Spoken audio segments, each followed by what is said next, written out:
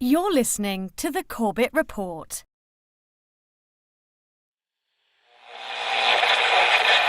High oil prices helped ExxonMobil boost its profits to nearly $11 billion in the latest quarter. Shell is the latest oil company to report a big rise in profits thanks to higher oil prices. The ability of speculators to profit is surely dwarfed by the ability of oil-producing nations to profit from a higher price of oil. Maybe the easiest way for these guys to make the money? Manipulate oil back above $50, even $60. Oil. From farm to pharmaceutical, diesel truck to dinner plate, pipeline to plastic product, it is impossible to think of an area of our modern-day lives that is not affected by the petrochemical industry. The story of oil is the story of the modern world. Parts of that story are well known. Rockefeller and Standard Oil, the internal combustion engine and the transformation of global transport, the House of Saud and the oil wars in the Middle East. Other parts are more obscure. The quest for oil in the outbreak of World War I, the petrochemical interests behind modern medicine, the big oil money behind the Green Revolution and the Gene Revolution. But that story, properly told, begins somewhere unexpected. Not in Pennsylvania with the first commercial drilling operation and the first oil boom, but in the rural backwoods of early 19th century New York State. And it doesn't start with crude oil or its derivatives, but a different product altogether. Snake oil. Dr. Bill Livingston, celebrated cancer specialist, was the very image of the traveling snake oil salesman. He was neither a doctor nor a cancer specialist. His real name was not even Livingston. More to the point, the rock oil tonic he pawned was a useless mixture of laxative and petroleum and had no effect whatsoever on the cancer of the poor townsfolk he conned into buying it. He lived the life of a vagabond, always on the run from the last group of people he had fooled, engaged in ever more outrageous deceptions to make sure that the past wouldn't catch up with him. He abandoned his first wife and their 6 children to start a bigamous marriage in Canada at the same time as he fathered 2 more children by a 3rd woman. He adopted the name Livingston after he was indicted for raping a girl in Cayuga in 1849. When he wasn't running away from them or disappearing for years at a time, he would teach his children the tricks of his treacherous trade. He once bragged of his parenting technique. "I cheat my boys every chance I get. I want to make 'em sharp." A towering man of over 6 feet and with natural good looks that he used to his advantage, he went by Big Bill. Others, less generously, called him Devil Bill. But his real name was William Avery Rockefeller, and it was his son, John D. Rockefeller, who would go on to found the Standard Oil monopoly and become the world's first billionaire. The world we live in today is the world created in Devil Bill's image. It's a world founded on treachery, deceit, and the naivety of a public that has never wised up to the parlor tricks that the Rockefellers and their ilk have been using to shape the world for the past century and a half. This is the story of the oligarchy.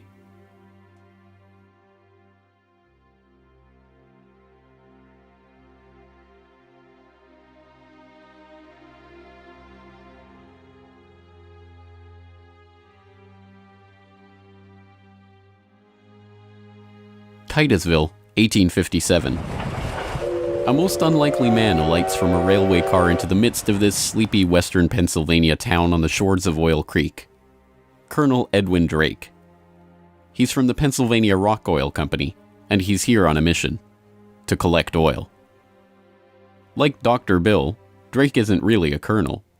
The title is bestowed on him by George Bissell and James Townsend, a lawyer and a banker who started the Pennsylvania Rock Oil Company after they discovered they could distill the region's naturally occurring Seneca oil into lamp oil or kerosene. Drake is actually an unemployed railroad conductor who talked himself into a job after staying at the same hotel as Bissell the year before. Calling him a colonel, it is hoped, will help win the respect of the locals. The locals think he's crazy anyway. Seneca oil is indeed plentiful, bubbling out of seeps and collecting in the creek, but other than as a cure-all medicine or grease for the local sawmill's machinery, it's hardly seen as something valuable. In fact, it can be a downright nuisance, contaminating brine wells that supply Pittsburgh's booming salt industry. Still, Drake has a task to complete: finding a way to collect enough oil to make the distillation of Seneca oil into lamp oil profitable. He tries everything he can think of. The Native Americans had historically collected the oil by damming the creek near a seep and skimming the oil off the top. But Drake can only collect 6 to 10 gallons of oil a day this way, even when he opens up extra seeps. He tries digging a shaft, but the groundwater floods in too quickly. By the summer of 1859, he's desperate. Drake is running out of ideas, Bissell and Townsend are running out of patience, and, most importantly, the company is running out of funds. He turns to Uncle Billy Smith, a Pittsburgh blacksmith who had experience drilling brine wells with steam-powered equipment. They get to work drilling down through the shale bedrock to reach the oil. It's maddeningly slow work, with the crude equipment struggling to get through 3 feet of bedrock a day. By August 27th, they've drilled down 69.5 feet. Drake has used the last of his funds, and Bissell and his partners have decided to close up the operation. On August 28th, they strike oil.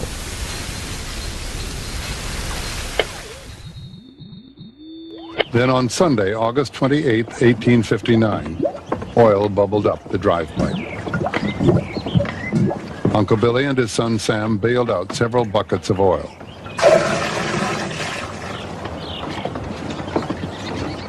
On Monday, the very day that Colonel Drake received his final payment and an order to close down the operation, they hitched the walking beam to a water pump, and the oil began to flow. The first oil was to sell for $40 a barrel. Years later, a local newspaper interviewed Uncle Billy about the day they struck oil. I commenced drilling, and at 4 o'clock I struck the oil. I says to Mr. Drake, "Look there, what do you think of this?" He looked down the pipe and said, "What's that?" I said, "That is your fortune."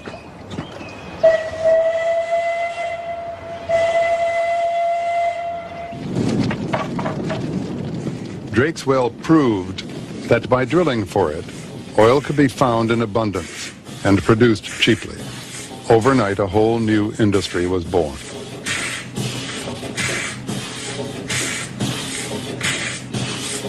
Before long, in millions of homes, farms, and factories around the world, lamps would be lit with kerosene, refined from West Pennsylvania crude. When the word came out that Drake had struck oil, the cry went up throughout the narrow valleys of western Pennsylvania. The crazy Yankee has struck oil, the crazy Yankee has struck oil. And it was the first great boom. It was like a gold rush.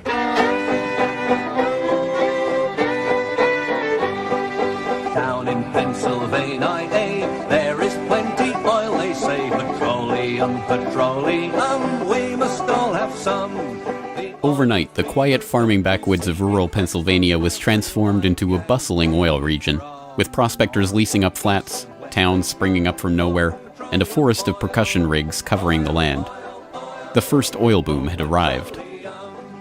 Already poised to make the most of this boom was a young up-and-coming bookkeeper in Cleveland with a head for numbers, John Davison Rockefeller.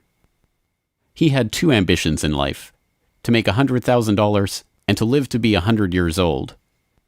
John D. set off to make his fortune in the late 1850s, armed with a $1,000 loan from his father, Devil Bill. Grandfather never finished high school and went to Cleveland, having borrowed $1,000 from his father to start business, paid 9% interest on it, incidentally. And he read about the oil business just beginning and got interested and came to realize that it was a very volatile business at the time. In 1863, seeing the oil boom and sensing the profits to be made in the fledgling business, Rockefeller formed a partnership with fellow businessmen Maurice B. Clark and Samuel Andrews, a chemist who had built an oil refinery but knew little about the business of getting his product to market. 2 years later, the shrewd John D. bought out his partners for $72,500 and, with Andrews as partner, launched Rockefeller and Andrews. By 1870, after 5 years of strategic partnerships and mergers, Rockefeller had incorporated Standard Oil. The story of the rise of Standard Oil is an oft-told one.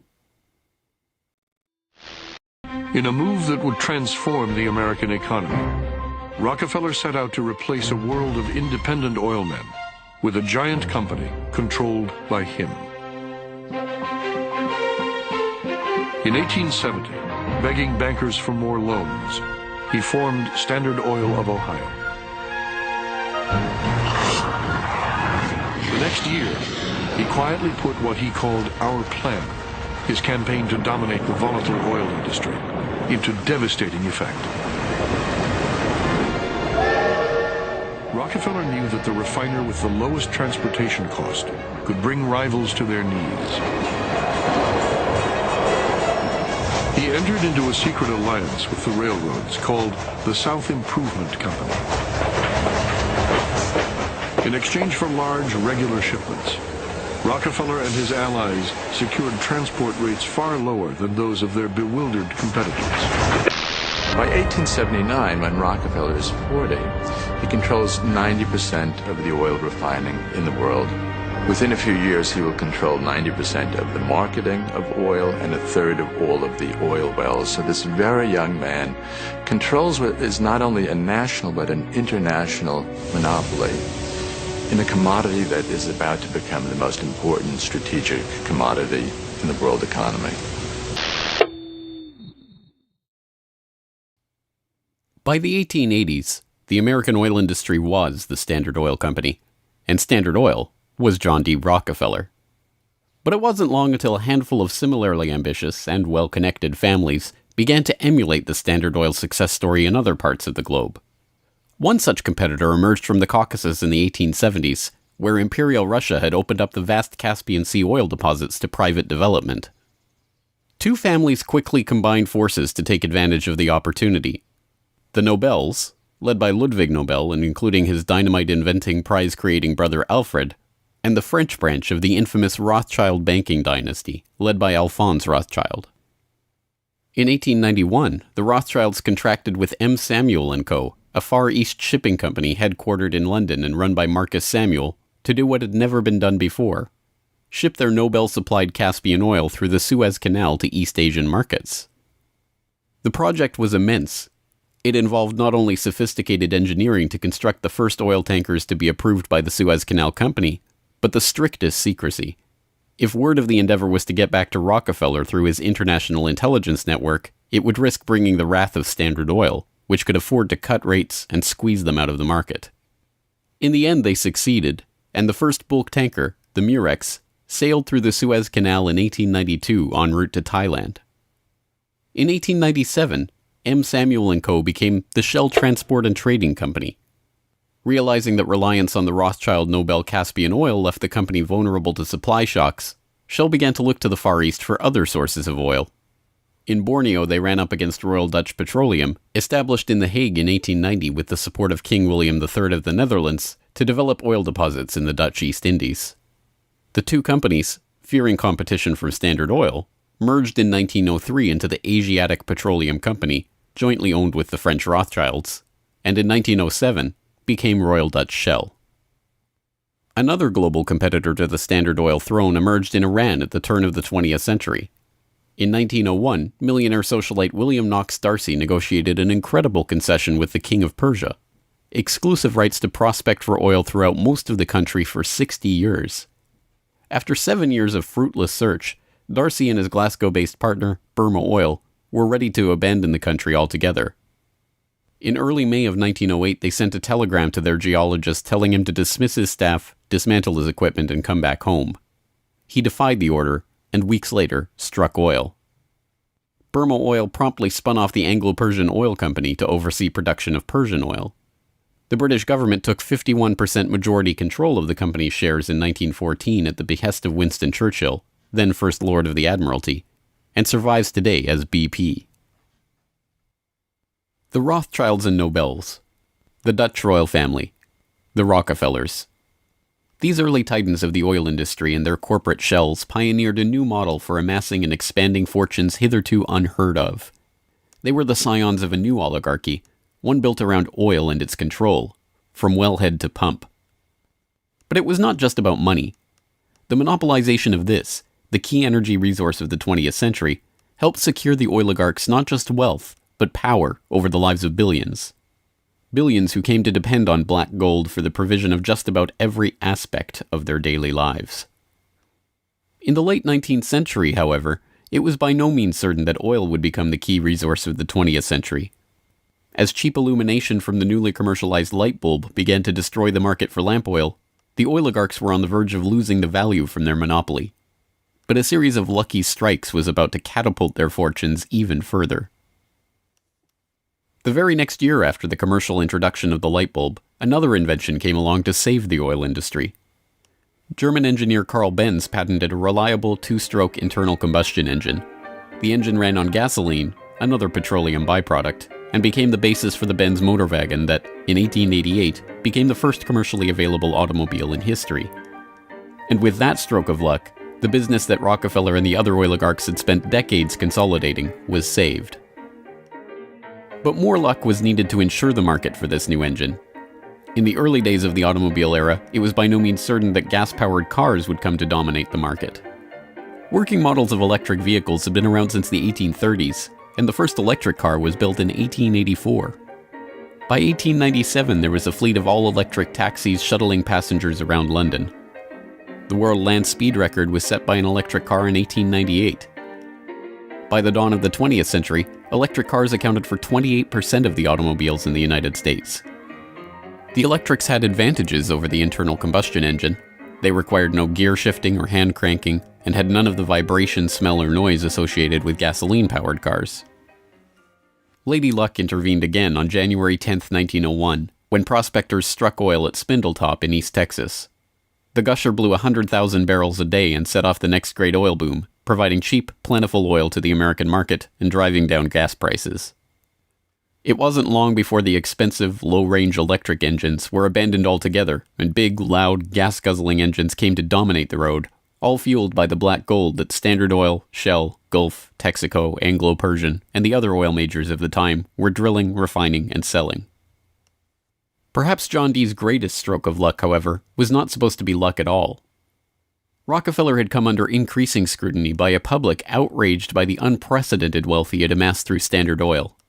Muckraking reporters like Ida Tarbell began digging up the dirt on his rise to power through railroad conspiracies, secret deals with competitors, and other shady practices. The press pictured him as a colossus with bribed politicians literally in the palm of his hand. Standard Oil was a menacing octopus with its tentacles strangling the lifeblood of the nation. Hearings began, investigations were launched, lawsuits were brought against him, and then, finally, in 1911, the Supreme Court made a monumental decision.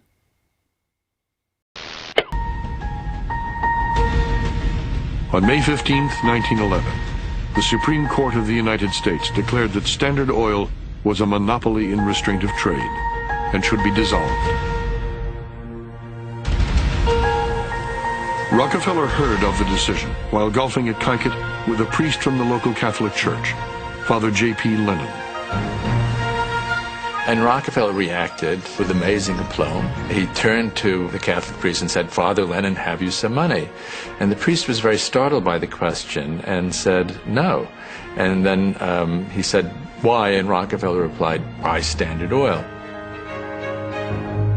As Rockefeller foresaw, the individual Standard Oil companies were worth more than the single corporation. In the next few years, their shares doubled and tripled in value. By the time the reign of cash was over, Rockefeller had the greatest personal fortune in history, nearly 2% of the American economy. And it was really losing the antitrust case that converted John D. Rockefeller into history's first billionaire.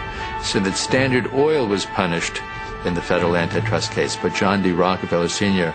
most assuredly was not. To the amazement of the world, Rockefeller's punishment had in fact been his reward.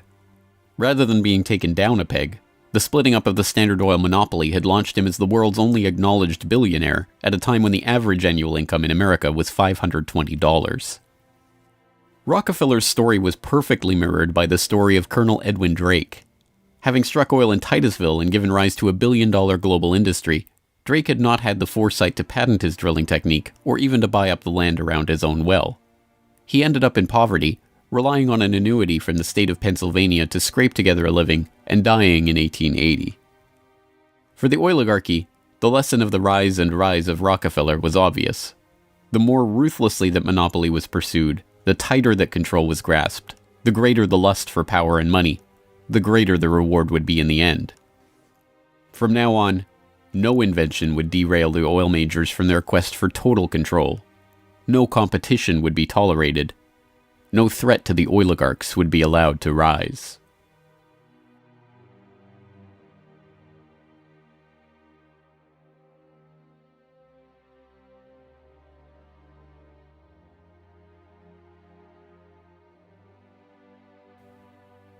When asked how he could justify the treachery and deceit with which he had pursued the creation of the Standard Oil monopoly, John D. Rockefeller is reputed to have said, "Competition is a sin." This is the mentality of the monopolist, and it is this justification, framed as religious conviction, that drove the oligarchs to so ruthlessly eliminate anyone who would dare rise up as a pretender to their throne.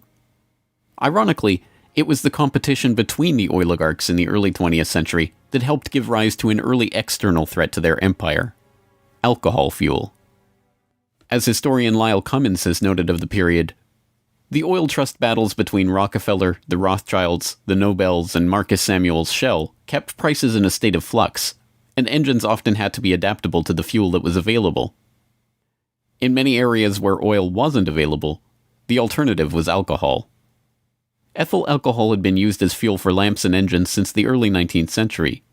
Although it was generally more expensive, alcohol fuel offered a stability of supply that was alluring, especially in areas like London or Paris that did not have predictable access to oil supplies.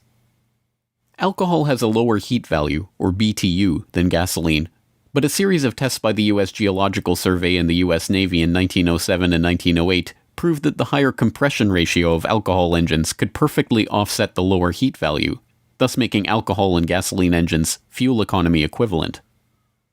One early supporter of alcohol fuel was Henry Ford, who designed his Model T to run on either alcohol or gasoline. Sensing an opportunity for new markets to boost the independent American farms that he felt were vital to the nation, Henry Ford told the New York Times, "The fuel of the future is going to come from fruit like that sumac out by the road, or from apples, weeds, sawdust, almost anything. There is fuel in every bit of vegetable matter that can be fermented." Farmers, looking to capitalize on this, lobbied for the repeal of a $2.08 per gallon alcohol tax that had been imposed to help pay for the Civil War. They were aided by those who saw fuel alcohol as a way to break the oligarchs' monopoly. In support of a bill to repeal the alcohol tax, President Teddy Roosevelt told the U.S. Congress in 1906, "The Standard Oil Company has, largely by unfair or unlawful methods, crushed out home competition. It is highly desirable that an element of competition should be introduced by the passage of some such law as that which has already passed the House, putting alcohol used in the arts and manufactures upon the free list." The alcohol tax was repealed in 1906, and for a time corn ethanol at 14 cents a gallon was cheaper than gasoline at 22 cents a gallon. The promise of cheap, unpatentable, unmonopolizable fuel production open to anyone with raw vegetable matter and a still, swept the nation. But cheap, plentiful fuel that can be grown and produced locally and independently is not what the oligarchs had in mind. A 1909 USGS report comparing gas and alcohol engines had noted that a significant point in alcohol fuel's favor was that there were fewer restrictions on alcohol engines. For the oligarchs, the answer was simple: find a way to place greater restrictions on alcohol engines. Thankfully for them, the answer to their problem was already gaining popular support. In the 19th century, America had a drinking problem. By 1830, the average American over 15 years old drank 7 gallons of pure alcohol per year, 3 times higher than today's average. This led to the first anti-alcohol movements in the 1830s and 1840s, and the formation of the Prohibition Party in 1869, and the Women's Christian Temperance Union in the 1870s. The movement enjoyed widespread and growing support, but had few political successes.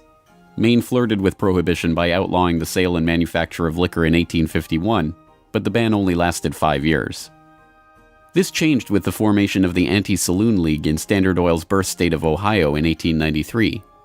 The ASL was started by John D. Rockefeller's longtime personal friend Howard Hyde Russell, and was bankrolled in part by generous annual donations from Rockefeller himself. The ASL, with Rockefeller's backing, quickly became the driving force behind a national movement to outlaw the production and sale of alcohol. Rockefeller was a teetotaler himself, not from moral concern, but because he was afraid that good cheer among friends would lead to his downfall in business. Stephen Harkness, one of the silent partner investors in Standard Oil and a director in the company until his death, had caught Rockefeller's eye when he made a fortune buying up whiskey in advance of a new excise tax that he had been tipped about and selling it at a huge profit after the tax kicked in. No, Rockefeller and Standard Oil were not concerned about the moral state of the nation, except as far as it impacted their bottom line. But when Prohibition did come in 1920, it had an interesting side effect. Although it didn't ban the use of ethanol as a fuel directly, it did lead to increasingly burdensome restrictions, requiring producers to add petroleum products to their ethanol to make it poisonous before it could be sold. Alcohol fuel, now completely unable to compete with gasoline, was abandoned altogether by the automobile industry. Another existential threat to the vast fortunes of the early oligarchs was to require an even greater effort at social engineering: public transportation. By the end of World War I, private car ownership was still a relative rarity. Only 1 in 10 Americans owned a car. Rail was still the transportation of choice for the vast majority of the public, and city dwellers in most major cities relied on electric trolley networks to transport them around town. In 1936, General Motors formed a front company, National City Lines, along with Firestone Tire and Standard Oil of California, to implement a process of bustitution, scrapping streetcars and tearing up railways to replace them with GM's own buses running on Standard Oil-supplied diesel. The plan was remarkably successful. As historian and researcher F. William Engdahl notes in Myths, Lies, and Oil Wars, by the end of the 1940s, GM had bought and scrapped over 100 municipal electric transit systems in 45 cities and put gas-burning GM buses on the streets in their place. By 1955, almost 90% of the electric streetcar lines in the United States had been ripped out or otherwise eliminated. The cartel had been careful to hide their involvement in National City Lines, but it was revealed to the public in 1946 by an enterprising retired naval lieutenant commander, Edwin J. Quimby. He wrote a manifesto exposing what he called a careful, deliberately planned campaign to swindle you out of your most important and valuable public utilities, your electric railway system.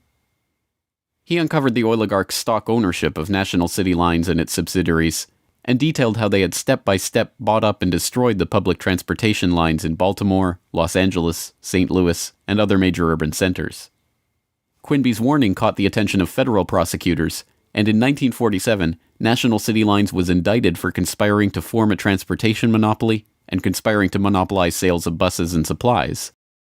In 1949, GM, Firestone, Standard Oil of California, and their officers and corporate associates were convicted on the second count of conspiracy. The punishment for buying up and dismantling America's public transportation infrastructure? A $5,000 fine. H.C. Grossman, who had been the director of Pacific City Lines when it oversaw the scrapping of Los Angeles' $100 million Pacific Electric system, was fined exactly $1. Unsurprisingly, GM and its associates did not remain in the doghouse for long. In 1953, President Eisenhower appointed Charles Wilson, then the president of General Motors, as Secretary of Defense. Wilson, with Francis DuPont of the Rockefeller-connected DuPont family as chief administrator of federal highways, oversaw one of the largest public works projects in American history, the creation of the interstate highway system.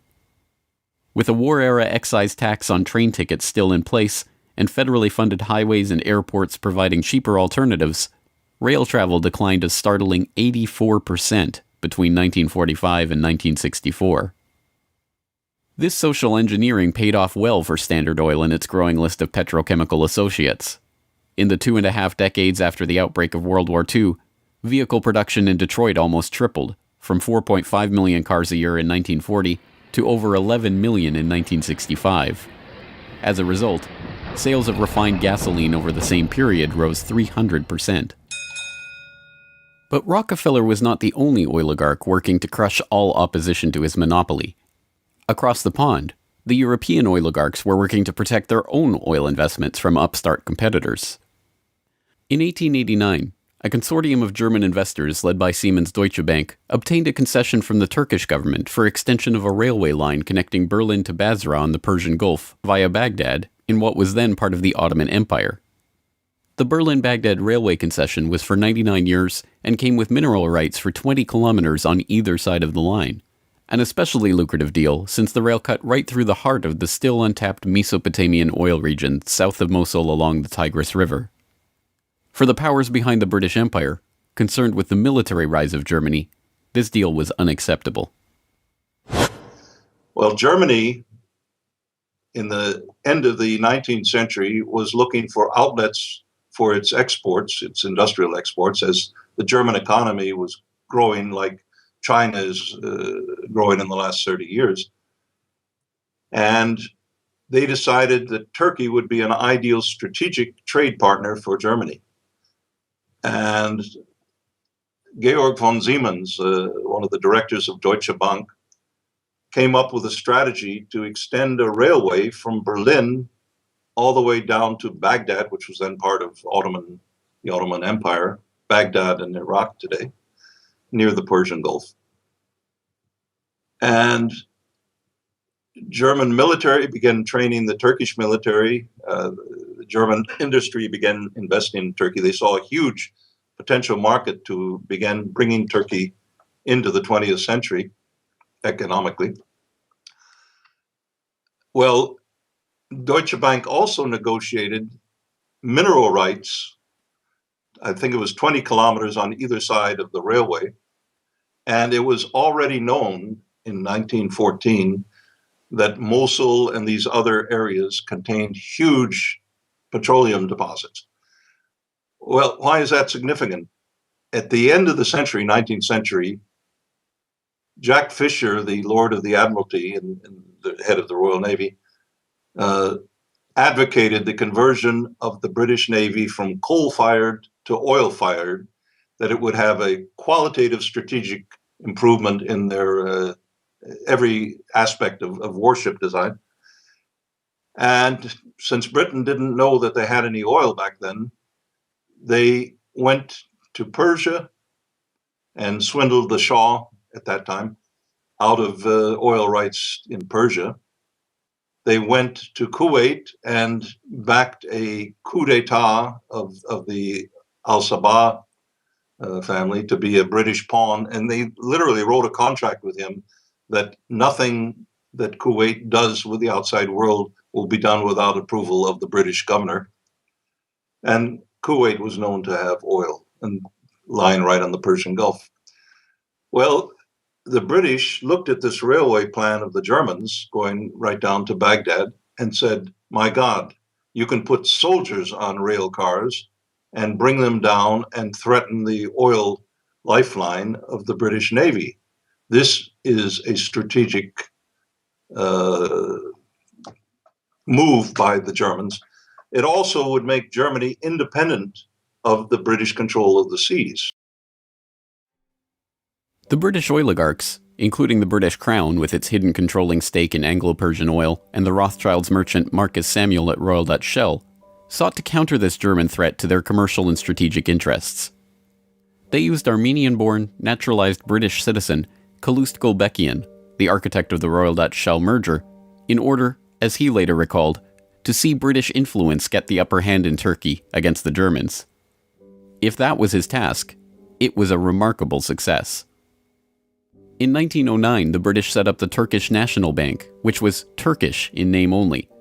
Founded by London banker Sir Edward Castle and with directors like Hugo Baring of the Barings banking family, Castle himself, and Gulbenkian, the bank set up the Turkish Petroleum Company in 1912. Formed explicitly to exploit the petroleum-rich oil fields of Iraq, then part of the Ottoman Empire, Gulbenkian brokered a deal that forced Deutsche Bank, with its 40-kilometer concessions along the oil-rich Baghdad railway line, into a junior partnership in the company. The stock was split so the British government's Anglo-Persian Oil Company owned half the shares, with Royal Dutch Shell and Deutsche Bank splitting the other half. Their plan to take over Germany's Turkish oil interests had been successful, but in an amazing irony, it didn't even matter. Gulbenkian finished negotiations for the Iraqi oil concession on June 28, 1914, the same day Archduke Ferdinand was shot in Sarajevo. an alliance the British had been brokering for years to constrain the rising German threat, an alliance involving France and Russia, kicked into motion, and the world was engulfed in war. By the end of World War I, the British and their allies had taken over Iraq and its oil deposits anyway. Germany had been completely cut out, and Gulbenkian, their scheming servant, received 5% of all oil field proceeds in the newly minted country. As the century wore on, the oil industry grew beyond the control of the handful of families that had dominated it since its inception. Oil deposits were located around the globe, and the resources of entire nation-states were marshaled to control them. Now, threats to the oligarchs and their interests required multilateral, multinational responses, and the consequences of those deals were felt worldwide. The story of the oil shock of 1973, as it has been delivered to us by the history books, is well known. By the late 1960s, the nation relied on imported oil to keep the economy strong. Then, in the early 1970s, oil-dependent America's nightmares came true. 13 oil-producing countries in the Middle East and South America formed OPEC, the Organization of Petroleum Exporting Countries. In 1973, OPEC placed an oil embargo on the U.S. and other nations that had supported Israel against the Arab states in the Yom Kippur War. The American economy went into a tailspin as gas shortages gripped the nation. Few, however, know that the crisis and its ensuing response was in fact prepared months ahead of time at a secret meeting in Sweden in 1973. The meeting was the annual gathering of the Bilderberg Group, a secretive cabal formed by Prince Bernhard of the Netherlands in 1954. The Dutch royal family not only gave its royal imprint to Royal Dutch Petroleum, they are still rumored to be, along with the Rothschilds, one of the largest shareholders in Royal Dutch Shell, from the days when Queen Wilhelmina's Anglo-Dutch petroleum holdings and other investments made her the world's first female billionaire, right through to today. Bernhard's guest list at the Bilderberg Group reflected his position in the oligarchy. Alongside him at the Swedish conference were David Rockefeller of the Standard Oil dynasty and his protege Henry Kissinger, Baron Edmund de Rothschild, E.G. Collado, the vice president of Exxon, Sir Dennis Greenhill, director of British Petroleum, and Gerrit A. Wagner, president of Bernhard's own Royal Dutch Shell. At the meeting in Sweden, held 5 months before the oil crisis began, the oligarchs and their political and business allies were planning their response to a monetary crisis that threatened the world dominance of the US dollar. Under the Bretton Woods system, negotiated in the final days of World War II, the US dollar would be the backbone of the world monetary system, convertible to gold at $35 per ounce, with all other currencies pegged to it. Increasing US expenditures in Vietnam and decreasing exports caused Germany, France, and other nations to start demanding gold for their dollars. With the Federal Reserve's official gold holdings plunging and unable to stem the tide of demand, Nixon abandoned Bretton Woods in August 1971, threatening the dollar's position as the world reserve currency. Accordingly, I have directed the Secretary of the Treasury to take the action necessary to defend the dollar against the speculators. I have directed Secretary Connally to suspend temporarily the convertibility of the dollar into gold or other reserve assets, except in amounts and conditions determined to be in the interest of monetary stability and in the best interest of the United States. As leaked documents from the 1973 Bilderberg meeting show, the oligarchs decided to use their control over the flow of oil to save the American hegemon. Acknowledging that OPEC could completely disorganize and undermine the world monetary system, the Bilderberg attendees prepared for an energy crisis or an increase in energy costs, which, they predicted, could mean an oil price between $10 and $12, a staggering 400% increase from the current price of $3.01 per barrel. 5 months later, Bilderberg attendee and Rockefeller protege Henry Kissinger, acting as Nixon's Secretary of State, engineered the Yom Kippur War and provoked OPEC's response, an oil embargo of the US and other nations that had supported Israel. On October 16, 1973, OPEC raised oil prices by 70%.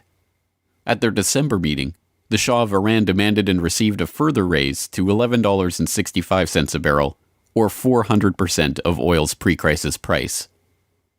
When asked by Saudi King Faisal's personal emissary why he had demanded such a bold price increase, he replied, "Tell your king, if he wants the answer to this question, he should go to Washington and ask Henry Kissinger." In the second move of the operation, Kissinger helped negotiate a deal with Saudi Arabia. In exchange for U.S. arms and military protection, the Saudis would price all their future oil sales in dollars and recycle those dollars through treasury purchases via Wall Street banks. The deal was a bonanza for the oligarchs. Not only did they get to pass the price increases on to the consumers, but they benefited from the huge flows of money into their own banks. The Shah of Iran parked the National Iranian Oil Company's revenues in Rockefeller's own Chase Bank, revenues that reached $14 billion per year in the wake of the oil crisis. With the creation of this new system, the petrodollar, the oligarchs had reached unprecedented levels of control over the economy. Not only that, they had backed the world monetary system with their commodity, oil, and brought potential competition from upstart producer nations under their control all in one step. But for the insatiable appetites of these monopolist titans, mere control over the world's monetary system was not enough.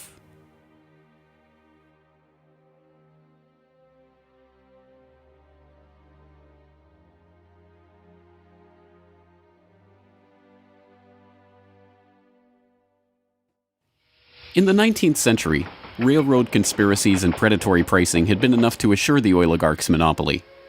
But by the time that the British Crown, the Dutch royal family, the Rothschilds, and the other European oligarchs began opening up the Middle East and the Far East to oil exploration in the early 20th century, the goal was no longer to maximize profits or control the oil industry. It was not even to control international diplomacy. It was to control and shape the world itself, its resources, its environment, and its people. In order to achieve this goal, the oligarchy would need a facelift. In the current age, with the Rockefeller name now more likely to be associated with Rockefeller Plaza or Rockefeller University than Standard Oil, it is difficult to understand just how hated John D. was in his own day. He was the head of the Standard Oil Hydra, an octopus strangling the world in his tentacles, a cutthroat gardener pruning the competitors from the flower of his oil monopoly. As one of the richest men the world had ever known, he was an easy target for the average working man's frustration and a magnet for the poor seeking help. He received on average 50 to 60,000 letters a month asking for help. Dozens of people followed him in the street. Literally, crowds stood around the Standard Oil offices, waiting for him to come out. Little children, painfully thin, crying in the street and so on. Rockefeller felt overwhelmed. Besieged by the downtrodden, despised by the working man, hounded by Ida Tarbell and the muckraking press, John D. had the mother of all PR problems. The answer was simple: invent the PR industry. He hired Ivy Ledbetter Lee, a journalist turned communications expert who invented the modern public relations industry, to burnish the Rockefellers' tarnished image. It was Lee that suggested giving the family name to Rockefeller Center and filming John D. handing out dimes in public. An early master of public relations, Lee used the media which the muckrakers had used to disgrace Rockefeller to turn him into a sympathetic figure.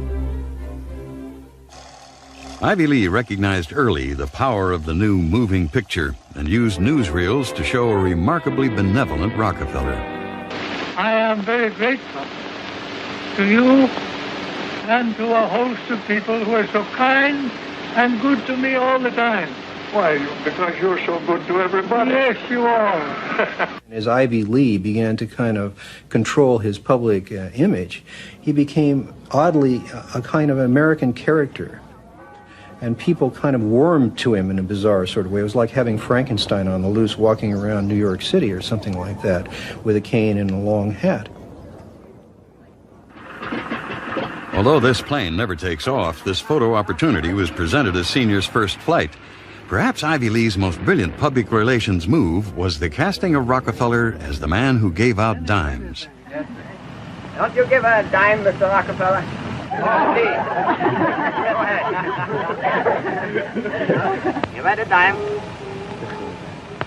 Thank you, sir. Thank you very much. I consider myself... Thank you for the ride. I consider myself more than amply paid. Bless you, bless you, Yes. bless you. These PR stunts seem obvious and ham-handed by today's standards, but they were effective enough.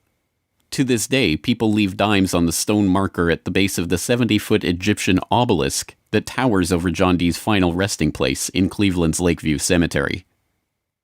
But it was not stage-managed photo opportunities like these that transformed Rockefeller into a public hero.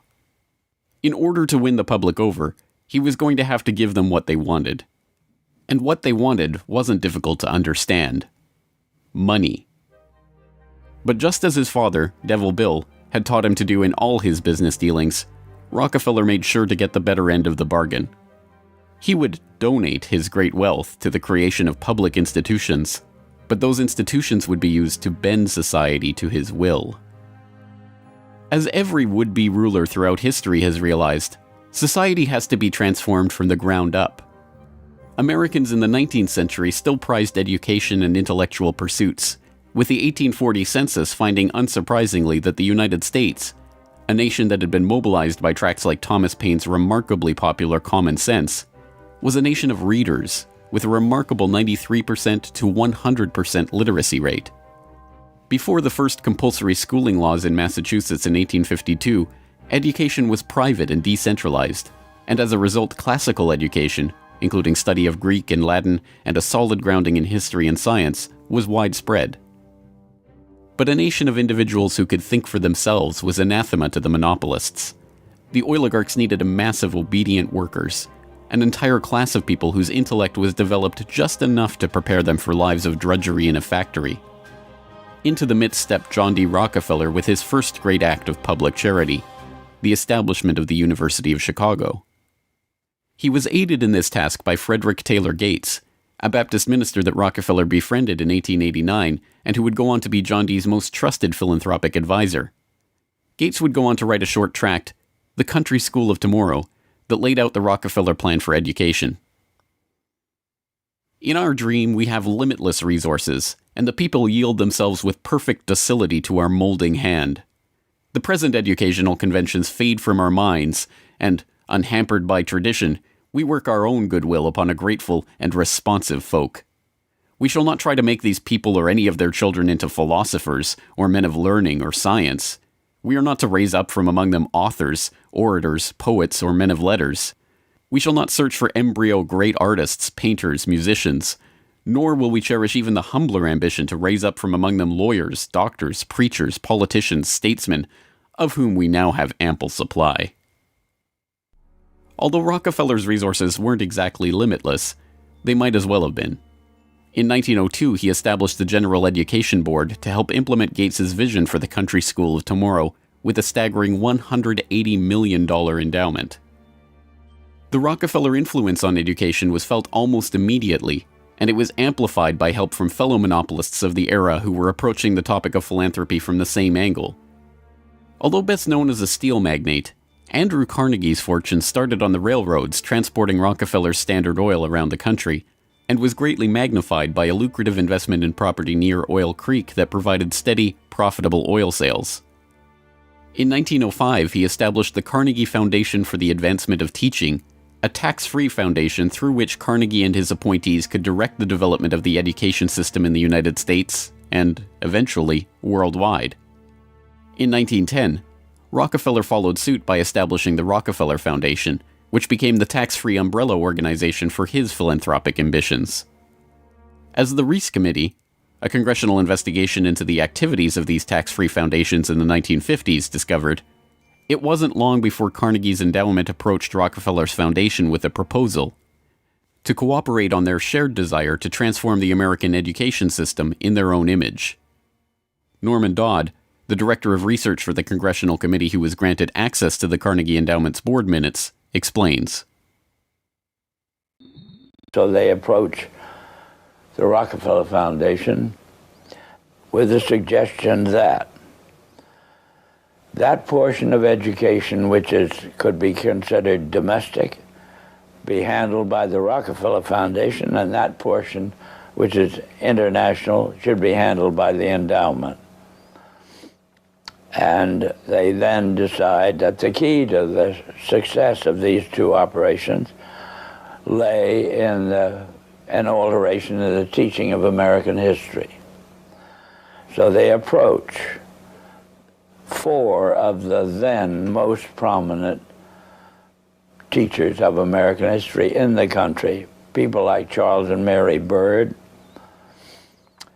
and their suggestion to them is, will they alter the manner in which they present this subject, and they get turned down flat. So they then decide that it is necessary for them to do, as they say, build our own stable of historians. And then they approach the Guggenheim Foundation, which specializes in fellowships, and say, when we find young men in the process of studying for doctorates in the field of American history, and we feel that they are the right caliber, will you grant them fellowships on our say-so? And the answer is yes. So under that condition, eventually they assemble 20. And they take this 20 potential teachers of American history to London, and there they're briefed into what is expected of them when, as and if they secure appointments in keeping with the doctorates they will have earned. And that group of 20 historians ultimately becomes the nucleus of the American Historical Association. And then toward the end of the 1920s, the endowment grants to the American Historical Association $400,000 for a study of our history in a manner which points to what can this country can it look forward to in the future. And that culminates in a 7-volume study, the last volume of which is, of course, in essence a summary of the contents of the other 6. And the essence of the last volume is the future of this country belongs to collectivism administered with characteristic American efficiency. With this base for transformation firmly established, the Rockefeller Foundation and like-minded organizations embarked on a program so ambitious that it almost defies comprehension. They transformed the practice of medicine. As usual, the oligarchs that funded this change were also there to profit from it, and once again, John D. took his cue from Devil Bill's example. William Rockefeller had called his brand of snake oil Nujol for new oil, and Standard Oil spun off Nujol as a laxative under their Stanco subsidiary. Manufactured on the same premises as Flit, an insecticide also derived from Standard Oil's byproducts, Nujol sold at the druggist for 28 cents per 6-ounce bottle. It cost Standard Oil less than 1/5 of a cent to manufacture. Pharmaceuticals provided a lucrative new opportunity for the oligarchs, but in a turn-of-the-century America that was still largely based on naturopathic herbal remedies, it was a tough sell. The oligarchy went to work changing that. In 1901, John D. established the Rockefeller Institute for Medical Research. The institute recruited Simon Flexner, a pathology professor at the University of Pennsylvania, to serve as its director. His brother, Abraham, was an educator who was contracted by the Carnegie Foundation to write a report on the state of the American medical education system. His study, the Flexner Report, along with the hundreds of millions of dollars that the Rockefeller and Carnegie Foundations were to shower on medical research in the coming years, resulted in a sweeping overhaul of the American medical system. Naturopathic and homeopathic medicine medical care focused on unpatentable, unmarketable natural remedies and cures, was now dismissed as quackery. Only drug-based allopathic medicine requiring expensive medical procedures and lengthy hospital stays was to be taken seriously. The fortunes of Carnegie, Morgan, and Rockefeller financed surgery, radiation, and synthetic drugs. They were to become the economic foundations of the new medical economy. The takeover of the medical industry was accomplished by the takeover of the medical schools. Well, the people that we're talking about, Rockefeller and Carnegie in particular, came to the picture and said, we will put up money. They offered tremendous amounts of money to the schools that would agree to cooperate with them. The donors said to the schools, we're giving you all this money. Now, would it be too much to ask if we could put some of our people on your board of directors to see that our money is being spent wisely? Almost overnight, all of the major universities received large grants from these sources and also accepted 1, 2, or 3 of these people that I mentioned on their board of directors, and the schools literally were taken over by the financial interests that put up the money. Now, what happened as a result of that is that the schools did receive an infusion of money. They were able to build new buildings. They were able to add expensive equipment to their laboratories. They were able to hire top-notch teachers. But at the same time as doing that, they skewed the whole thing in the direction of pharmaceutical drugs.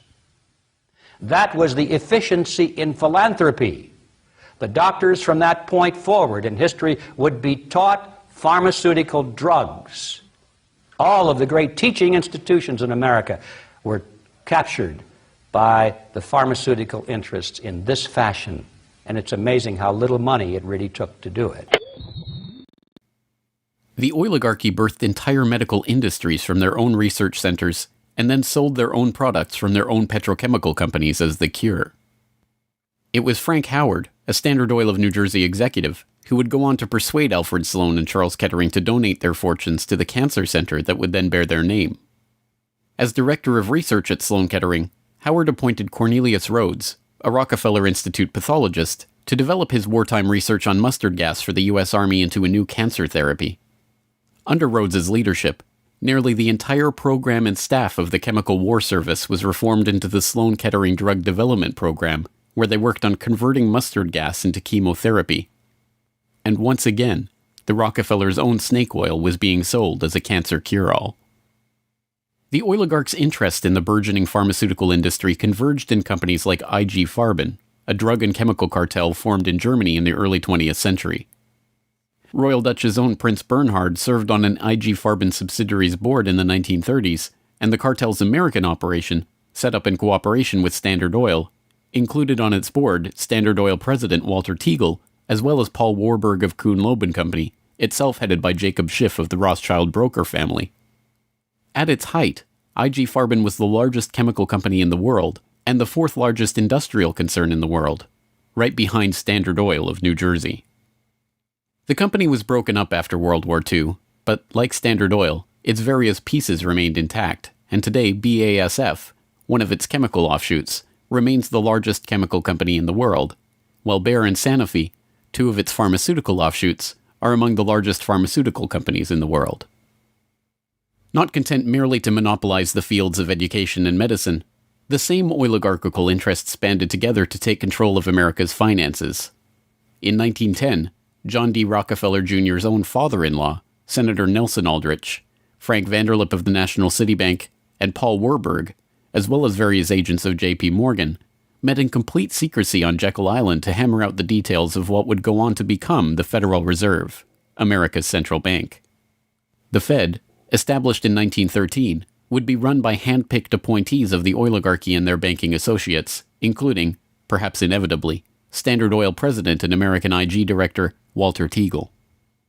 The Rockefeller family would go on to formally enter the banking field in the 1950s when James Stillman Rockefeller, the grandson of John D.'s brother, was appointed director of National City Bank.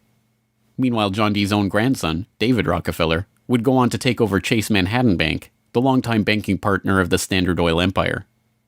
In this move, the Rockefeller story perfectly mirrored that of their fellow oligarchs, the Rothschilds.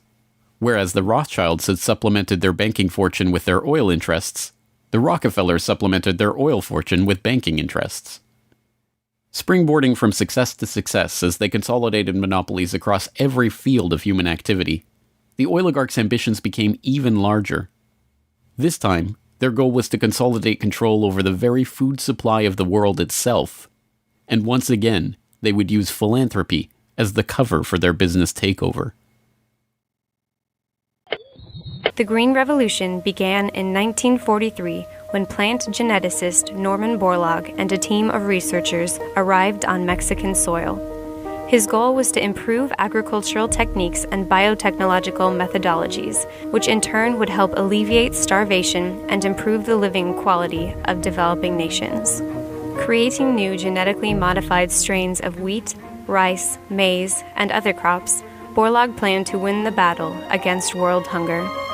The hope was that these new crops and farming techniques would rescue third world countries from the brink of starvation. That's exactly what happened. The agricultural innovations brought to the poverty-stricken countries gave the farmers the skills and resources necessary to sustain themselves. This triggered a chain of events that would allow these once struggling nations to survive. Agricultural exports soared in quantity and diversity and allowed the countries to become self-sufficient. As the genetically modified crops thrived, farmers were able to use their increased income to purchase newer and superior farming machinery. This increase in revenue made farming easier, more reliable, and more efficient. The Green Revolution led to the modernization of agriculture and has had a profound social, economic, and political impact on the world. The Mexican government turned to the Rockefeller Foundation in their endeavor to nourish Mexico through agriculture. Norman Borlaug, needless to say, was a researcher for the Rockefeller Foundation, and the Green Revolution, for whatever increase in yields it brought about, also created markets for the oligarchs' own interest in the petrochemical fertilizer industry and gave rise to the ABCD seed cartel of Archer Daniels Midland, Bunge, Cargill, and Louis Dreyfus. These companies, along with their associated interests in the food packaging and processing industry, formed the core of American agribusiness, a concept developed at Harvard Business School in the 1950s with the help of research conducted by Vasily Leontief for the Rockefeller Foundation. The American agribusiness giants shared a common goal: the transformation of third world agriculture into a captive market for their goods. From this perspective, the project was a runaway success. By the 1970s, the Rockefeller Standard Oil network and its cronies in the nitrogen fertilizer industry, including DuPont, Dow Chemical, and Hercules Powder, had broken into markets around the world, markets conveniently forced open for them by the U.S. government itself under President Johnson's Food for Peace program, which mandated the use of petrochemical-dependent agricultural technologies by aid recipients. Unable to afford these new technologies themselves, the impoverished Third World beneficiaries of this revolution relied on loans from the International Monetary Fund and the World Bank, handled by Rockefeller's own Chase Manhattan Bank and guaranteed by the U.S. government. The real costs of the Green Revolution, economic, agricultural, and environmental, are seldom tallied. Access to these debt-financed petrochemical-dependent technologies exacerbated the difference between the rich landowning class and the landless peasants in countries like India, where land reform and abolition of usury were dropped from the political agenda after the Green Revolution took over. Even then, the revolution's main success, its increase in agricultural yields, has been oversold. Yield growth across India actually slowed after the introduction of agribusiness. The environmental destruction is even more devastating. An overview in the December 2000 edition of Current Science notes, the Green Revolution has not only increased productivity, but it has also produced several negative ecological consequences, such as depletion of lands, decline in soil fertility, soil salinization, soil erosion, deterioration of environment, health hazards, poor sustainability of agricultural lands, and degradation of biodiversity. Indiscriminate use of pesticides, irrigation, and imbalanced fertilization has threatened sustainability. The Rockefeller Foundation even acknowledges the critiques of the Green Revolution it funded into existence, insisting that current initiatives take into account lessons learned. Even so, The foundation continues to fund research and write reports on how to improve prospects for agribusiness investment in its target markets. As egregious as the Green Revolution was and continues to be, however, in many ways it was just the prelude to an even more ambitious project, the Gene Revolution. Now the project is not merely to monopolize the technologies, supplies, and chemical inputs for agriculture worldwide, but to monopolize the food supply itself through the replacement of the world's natural seeds with patentable, genetically modified crops. The players involved in this Gene Revolution are almost identical to the players in the Green Revolution, with IG Farben offshoots, Bayer Crop Science and BASF Plant Science, mingling with traditional oligarch associate companies like Dow AgroScience, DuPont Biotechnology, and, of course, Monsanto, all funded by the Rockefeller Foundation and fellow philanthropists at the Ford Foundation, the Bill and Melinda Gates Foundation, and like-minded organizations. The convergence of corporate, philanthropic, governmental, and intergovernmental interests in promoting GM crops around the world can be seen in the bewildering array of research institutes, industry associations, and consultative groups devoted to the case. The Rockefeller-funded International Rice Research Institute, the Rockefeller-Monsanto USAID brainchild International Service for the Acquisition of Agribiotech Applications, the Rockefeller-Ford World Bank-created Consultative Group of International Agricultural Research, and dozens of other bland, benign-sounding organizations research and promote GM crops in target markets around the globe, with the profits ending up in the oligarchs' coffers. A representative example of this story is the agribusiness neocolonization of Argentina, where Monsanto ran an elaborate bait-and-switch to get the country hooked on its genetically modified Roundup-ready soybeans before demanding royalties on the crops that were by then already growing. DuPont then took over, magnanimously beginning a Protein for Life program to foist their own GM soybeans on the country's poor. The same scene has played itself out in country after country, where cartel-developed GM crops are foisted on emerging economies through food aid, usually during times of famine when those countries are especially vulnerable. Only a handful of countries like Zambia or Angola have outright rejected this GMO takeover of their food supply, generously subsidized by the US government to the benefit of the agribusiness cartel.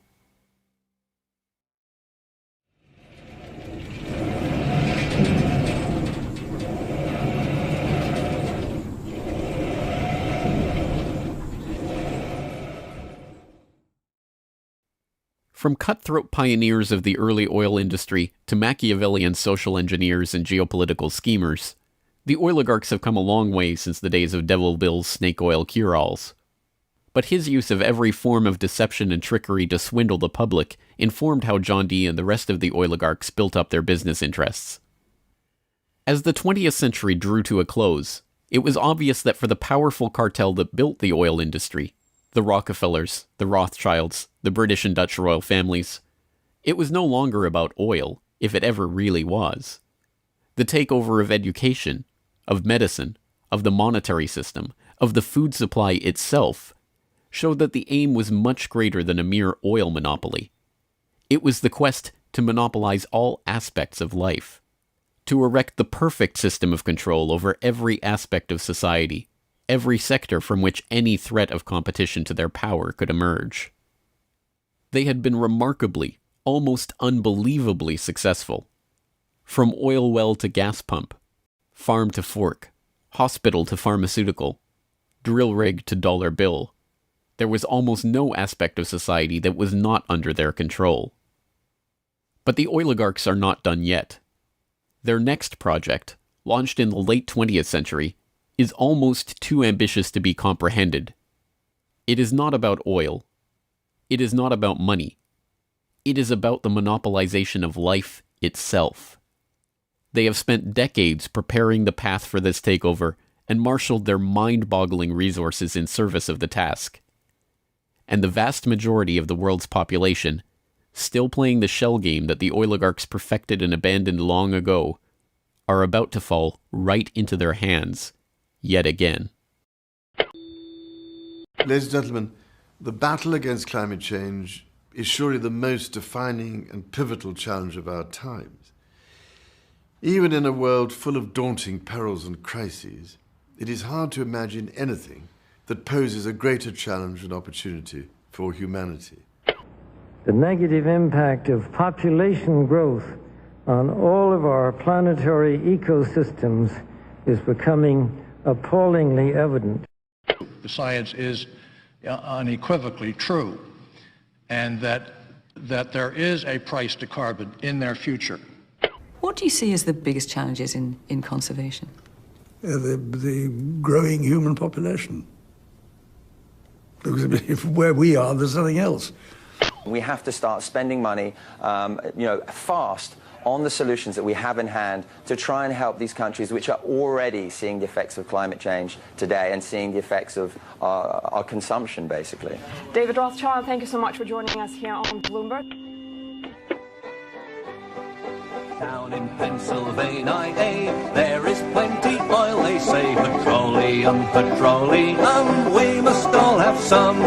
The oily fever, don't you see, infects most every live Yankee. From north, from east and west they come for petroleum oil. Oil, oil, oil, oh petroleum. Oil, oil, oil, petroleum.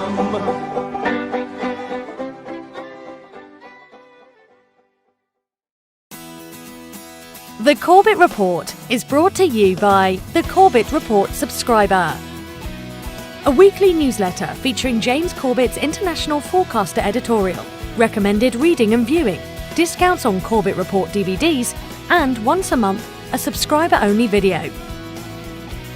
Sign up today to start receiving your copy at corbettreport.com/support.